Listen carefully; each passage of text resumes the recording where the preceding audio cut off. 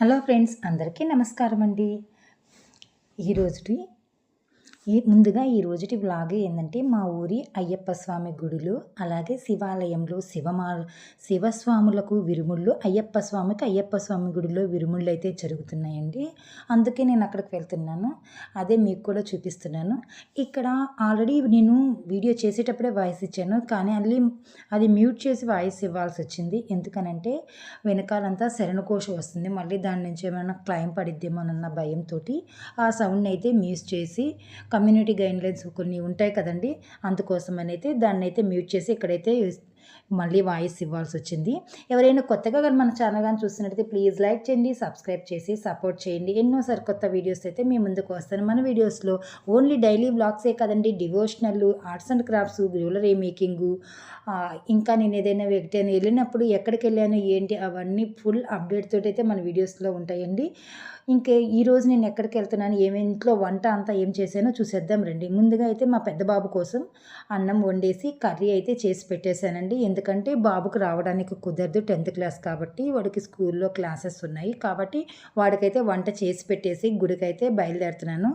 Ready అయిపోయి బయటకు వచ్చేసానండి. ఇక్కడ కూడా మ్యూట్ చేయాల్సి వచ్చింది, ఎందుకంటే ఇప్పుడు కూడా శరణఘోష వినపడుతూనే ఉంది.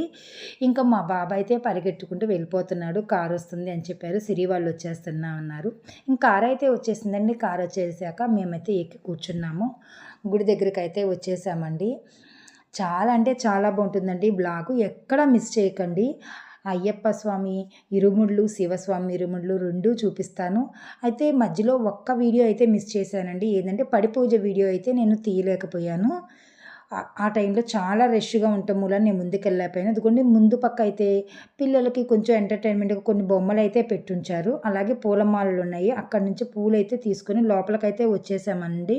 అందరికీ ఇరుముళ్ళు కట్టడానికి స్వాములందరూ కూడా సిద్ధంగా అన్ని సామాన్లు అక్కడ రెడీ చేసి పెట్టుకుని, పూజా వస్తువులన్నీ కూడా రెడీ చేసి పెట్టేసి ఉంచారు. ఎవరి స్వాముల దగ్గర ఎవరి ఇరుముళ్ళు కట్టాల్సిన వాళ్ళన్నీ ముందు ప్లేస్ చేసి పెట్టేసి ఉంచారు. ఇంకా వరుసగా ఒక్క స్వామి కాదండి, ఈ స్వామేనండి నేను వచ్చింది. మా ఆడబడుచు వాళ్ళ అబ్బాయి నాకు అల్లుడు అవుతాడు. మా బాబు అయితే మాల వేయడానికని వెళ్తే ఈ మాల వేసేదా ఆ మాల వేసేదా బావస్వామి అంటే, ఏదో ఒక ట్రై స్వామి అనేటప్పటికి బంతిపూల మాల పక్కన పెట్టి కాగడాల మాల అయితే వేశాడు. ఇక్కడ ఈ స్వామి వచ్చేటప్పటికి మా ఇంటి దగ్గరలో ఉంటాడండి. ఈ స్వామి కూడా మా ఇంటి దగ్గరలో ఉంటాడు. ఇంకా తెలిసిన వాళ్ళకి కూడా మనము కంపల్సరీ చేయాలి కదా, స్వామికి పూలమాల వేసి సత్కరించాలి కదా. అలాగే ఇంకొక స్వామి కూడా ఉన్నాడండి. బై మిస్టేక్ ఆ స్వామికి అయితే నేను మాల తీసుకోవటం మర్చిపోయాను. ఆ స్వామికి మాల తీసుకోలేదు, కేవలం దక్షిణ మాత్రమే చెల్లించాము. అంటే ఇక్కడ అందరూ కూడా వెళ్ళే వాళ్ళు అందరికీ, స్వాములందరికీ మన వాళ్ళు, వేరే స్వాములు, తెలియని స్వాములు అదేమి ఉండదండి. ఇక్కడ ముందుగా అయితే మీకైతే గణపతిని, అయ్యప్ప స్వామిని చూపిద్దామని అయితే ఇటు వచ్చేసాను. ఇంకా విరుముళ్ళు మొదలు పెట్టలేదు కదండి. స్వామి ఏ శరణం అయ్యప్ప, ఎంతో చక్కగా అయ్యింది కదండి అయ్యప్ప దర్శనం. ఇంకా ఇదైతే ఇరుముళ్ళు కట్టేసినాక ప్రతి స్వామి మొదలో వేయాల్సిన పూలమాలండి, సుబ్రహ్మణ్య స్వామి. ఇక్కడైతే ఇరుముళ్ళు అయిపోయాక పడి పూజ కోసం సిద్ధం చేసి ఉంచారు అయ్యప్ప స్వామిని. ఇంకా ఒక్కొక్క స్వామికి అయితే ఇలాగా విరుముళ్ళు కడుతూ ఉన్నారు. ఒక గురుస్వామి కాదండి, చాలామంది గురుస్వాములు ఉంటారు. ఇక్కడ అందరికీ కూడా విరుముల దగ్గర పెట్టడానికి పసుపు క్లాత్, అలాగే తాడు అవన్నీ పెడుతున్నారు అందరి స్వాముల దగ్గర. ఇది ఏంటి అంటే హోమగుండం అండి. ప్రతి సంవత్సరము కూడా ఇరుముళ్ళు కట్టడానికి ముందుగా ఇక్కడ హోమం అయితే చేస్తారండి. హోమం పూర్తయ్యాక ఇరుముళ్ళు కట్టడానికి ఇక్కడికి అయితే వస్తారు. ఇరుముళ్ళు కడుతున్నారు, చూస్తున్నారు కదండి. మన స్వామి తేజస్వామి దగ్గరికి అయితే ఇరుముడు అయితే కడుతున్నారు. అన్ని నెయ్యి అంతా వేసి ఇలా అన్నీ ఒక విరుముడు అయితే కట్టించేస్తారు. రెండో విరుముల్లో వేసే భిక్ష మాత్రం అందరి చేత, ఊరిలో ఉన్న జనాలందరూ కూడా కొంచెం కొంచెం భిక్షనైతే వేస్తారండి. అందులో చాలా అదృష్టంగా భావిస్తాం మేమైతే. ఇంకా సిరి అయితే స్వామికి ట్రైన్లో ఇబ్బంది లేకుండా ఉంటుందండి, కొన్ని ఫ్రూట్స్ అయితే తీసుకొచ్చి ఇస్తుంది. మా స్వామికే కాదండి అందరి స్వాములకి కూడా ఇచ్చింది. ముందైతే మాత్రం మా స్వామికి అయితే ఇచ్చేసింది. ఇంకా మేమైతే ఇక్కడ ఇలా కూర్చొని ఉన్నామండి. పక్కన కూర్చుంది కదండి ఆ అమ్మాయి నాకు చెల్లెలు అవుతుంది. తను అదిగోండి వీళ్ళ అబ్బాయేను ఇప్పుడు మాల వేసుకుని కొండకి వెళ్తుంది. వాళ్ళకి తను మేనత్త అనమాట అండి, వాళ్ళ మేనమామ భార్య. తను అవుతుంది. ఇంకా ఫ్రూట్స్ అన్నీ కూడా తీసుకొచ్చింది సిరి తీసుకెళ్ళడానికి. వీళ్ళ మేనమామ అండి, ఆ స్వామి వాళ్ళ మేనమామ. ఇందాక చూపించాను కదా అంజలి వదిన వాళ్ళ అన్నయ్య గారు. ఇంక ఇక్కడైతే పడి పూజకి అన్నీ సిద్ధం చేసేసారండి. ముందు ఇందాక మనం చూసినప్పుడు పూల అలంకరణ మాత్రమే అయింది కదా, ఇప్పుడు మధ్యలో పండ్లు కర్పూరం కూడా పెట్టేశాడు. మా బాబాయ్ అయితే దక్షిణ ఇచ్చేశాడు స్వామికి. కంపల్సరీ మనం తెలిసిన వాళ్ళు ఎవరైనా వెళ్తున్నప్పుడు కంపల్సరీ మన తరపు నుంచి కొంత దక్షిణ అయితే ఇవ్వాలండి. అది తెలిసి ఇవ్వకుండా ఎవరూ ఉండరు, ప్రతి ఒక్కళ్ళు ఇస్తారు. ఇక్కడైతే ప్రతి ఒక్కళ్ళు కూడా మా ఊర్లో అయితే ప్రతి స్వామికి దక్షిణగా కొంచెము బియ్యము విరుముల్లో వేస్తారనమాట. కొన్ని బియ్యము కొన్ని గింజలు అండి, ఎక్కువ కాదు. నేను కూడా వేస్తున్నాను. నేనైతే 5 స్వాములకే వేసానండి, మిగిలినవి మా బాబుతోటి వేపించాను. ఎవరి శక్తి కొలది వాళ్ళు ఒక్కొక్క స్వామికి 10 రూపాయలు 20 రూపాయలు అలా ఒక్కొక్క స్వామికి అలా ప్రతి ఒక్కళ్ళు కూడా వేస్తూ ఉంటారు. నేనైతే కొంతమందికి మాత్రమే, మాకు తెలిసిన స్వాములకు మాత్రమే ఇచ్చానండి. నేను అందరికీ దక్షిణ వేయలేదు. మాకు తెలిసిన స్వాములకి 2 స్వాములకు మాత్రమే నేను దక్షిణనైతే ఇచ్చాను. అందరికీ 10 రూపాయలు 20 రూపాయలు ఇదిగోండి. మా చెల్లెలు అన్నాను కదా, తనైతే అందరికీ కూడా 10 రూపాయలు అలాగే బియ్యము ఇరుముల్లో బియ్యము వేస్తూ ఉంది. శిరీష కూడా అలాగే పండ్లు బియ్యము దక్షిణ అన్నీ వేసింది. నేనైతే అలా తేజస్వామితోటి కాస్త ఒక మెమరీ కదండి, ఉంటుంది కదా ఎప్పుడూ గుర్తుగా, చిన్న వీడియో అయితే తీసుకున్నాను. ఇంకా శివాలయంకి అయితే వెళ్తున్నామండి. ఇక్కడ శివాలయంలో కూడా శివస్వాములకు విరుముళ్ళు అని చెప్పాను కదండి, ఆల్రెడీ విరుముళ్ళు అంతా అయిపోయినాయి. అందరూ భిక్ష వేస్తున్నారు. మేమైతే భిక్షకి ఇంకా బియ్యం సరిపోలేదండి, అంటే బియ్యమే వేయాలన్నమాట. మెయిన్ ప్రధానం మన చేతుల్లో నుంచి వేసిన బియ్యము, మన ఇంట్లో నుంచి తెచ్చిన బియ్యం అక్కడ శ్రీశైలంకి శబరిమలకి అయితే చేరుతాయి. ఆ ఉద్దేశంతో అందరూ ఎవరిళ్ళ దగ్గర నుంచి వాళ్ళైతే బియ్యం తీసుకొచ్చుకుంటారు. ఇంకా నేనైతే ఇక్కడ విరుముళ్ళు అయితే ఏమి బియ్యం వేయలేదండి, అంటే భిక్ష వేయలేకపోయాను. ఊరికే వచ్చి శివస్వాములను అయితే దర్శించుకొని శివాలయంలో శివయ్యను అలాగే మీకు కూడా చూపిద్దామని విఘ్నేశ్వరిని శివయ్యకి ఇక్కడ కూడా అండి పీఠం ఉంటుందండి. 18 మెట్లు అని కాదు, కొన్ని మెట్లు అయితే ఉంటాయి. ఎన్ని మెట్లు అనేది నేను ఎప్పుడూ లెక్క పెట్టలేదు. ఇక్కడ అందరు స్వాములు కూడా అంతా రెడీ అయిపోయారు. భిక్ష అయితే అందరూ వేస్తున్నారండి. ఒక క్రమ పద్ధతిలో వెళ్తారండి, ఎవరు కొట్టుకోవటం ఇది ఉండదు. వరుసగా వేసుకుంటూ ఎందుకండి. ఓం నమ శివాయ, హర హర మహాదేవ, శంభో శంకర. శివయ్యని మీరు కూడా దర్శించుకోండి. శివయ్యతో పాటు శ్రీ లలితాంబికను కూడా మీరు కూడా దర్శనం చేసుకోండి. మా ఊరు శివాలయంలో లలితాంబ ఉంటున్నారు. అలాగే ఇక్కడ కుమారస్వామి కూడా ఉంటారండి. ఇది కొంచెం ఆడస్వామి కూడా వేసుకున్నారు. ఆడవాళ్ళు కూడా శివమాల వేసుకోవచ్చని నాకైతే తెలీదు, ఇప్పుడే చూస్తున్నాను. చిన్న అమ్మాయి వేసుకుంది. నాగేంద్ర స్వామి విగ్రహం అండి. జంట నాగులు ఉంటారు మాకు, నవగ్రహాలు అన్నీ ఉంటాయండి. ఇక్కడైతే ఏం జరుగుతుందంటే ఇరుముళ్ళు అంతా అయిపోయాక స్వాములకి అలాగే ఊళ్ళో వాళ్ళందరికీ కూడా భోజన ఏర్పాట్లు చేశారండి. ఏదో ఉడతా బత్తీగా పెట్టామన్నట్లు కాదండి, అందరికీ సంతృప్తిగా స్వీటు హాటు అన్ని రకాల వంటలతోటైతే భోజనాలు అయితే సిద్ధం చేశారు. ఇంకా ఇరుముళ్ళు కట్టడం అందరిది అయిపోయిందండి. ఇంకా శరణఘోష చెప్పుకుంటూ ఇరుముళ్ళు పైకెత్తుతున్నారు. ఈ ఇరుముళ్ళు పైకెత్తిన తర్వాత అండి మాకు గుడి చుట్టూతో 3 ప్రదక్షిణ అయితే చేస్తారు. ప్రతి గుళ్ళోనూ అంతేలేండి, కాకపోతే ఇక్కడ మామూలుగా చెప్తున్నా, నేను తెలియని వాళ్ళు ఉంటారు కదా, అందుకోసమైతే చెప్తున్నాను. ఇక్కడైతే ఇలా ఇరుముళ్ళు ఎత్తుకున్న తర్వాత 3 ప్రదక్షిణాలు అయితే చేసి మళ్ళీ లోపలికి వచ్చి పడి పూజనైతే చేస్తారండి. మాకు ముందంతా పడి అలంకరించి ఉంచారు కదండి, ఆ పడికి అలంకరణ చేసిన పడికి పడి పూజ చేసి ఆ పడినంతా వెలిగిస్తారు.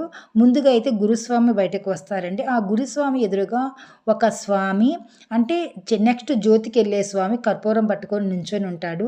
ఆ కర్పూరం వెనక్కి నడుస్తాడు స్వామి. ఆ స్వామికి సహాయంగా ఒక 2 స్వాములు అయితే ఉంటారు. అందుకే ఆ స్వామి గబగబా పరిగెట్టుకుంటా వస్తున్నాడు. ఆ ఒక్క స్వామి వెనక్కి వెళ్ళాలంటే కష్టం కదండి, వెనక్కి నడవటము. అక్కడ ఉన్నది చిన్న గుడి మండపం కనపడుతుంది కదండి, మాల్కాపురత్తమ్మ. ఇంకా అందరూ కూడా వరుసగా స్వాములందరూ కూడా గుడి చుట్టూతా క్రమ పద్ధతిలో ఎవరిని నెట్టుకోకుండా ఇచ్చేయకుండా నీట్గా నడుచుకుంటూ వెళ్తారండి. భక్తులు కూడా సహకరిస్తారు, చాలా వరకు సహకరిస్తారు. కొంతమంది భక్తులు మాత్రమే కొంచెం అడ్డం వస్తారు. కింద కాళ్ళ దగ్గర పనుకుంటామని చూస్తే స్వాములకు కొంచెం ఇబ్బంది అయ్యిద్ది అనమాట. కొంతమంది పనుకున్నారు, కానీ ఇలా పండుకోవటం వల్ల ఏంటి అనేది కొంతమందికి అయితే తెలియదు కదండి. నాకు తెలిసింది అయితే నేను చెప్తున్నాను. చిన్నప్పుడు మా నాన్నగారు వేసుకునే వాళ్ళు అనమాట మాల. వాళ్ళు చెప్పినది ఏంటి అంటే, మనలో ఎటువంటి చెడు ఉన్నా ఏది ఉన్నా అనారోగ్యాలతో బాధపడుతున్నా ఏమున్నా కానీ సాక్షాత్తు ఆ అయ్యప్ప మాల వేసుకున్నారంటే ఆ అయ్యప్ప మాల వేసుకున్న వారు ఆ అయ్యప్ప స్వామితో సమానం అండి.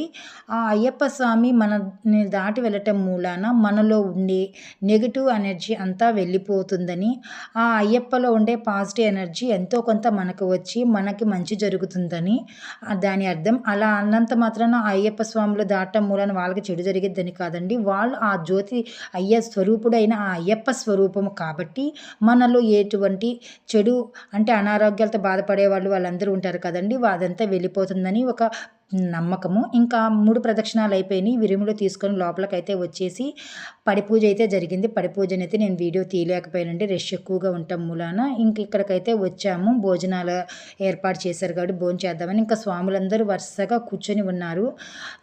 స్వాములకి పెట్టిన తర్వాత మనకి పెడతారు కాబట్టి కొంచెం అయితే టైం ఉంది కాబట్టి ఇంకా మా వాళ్ళందరూ ఇక్కడ నుంచొని ఉన్నారు.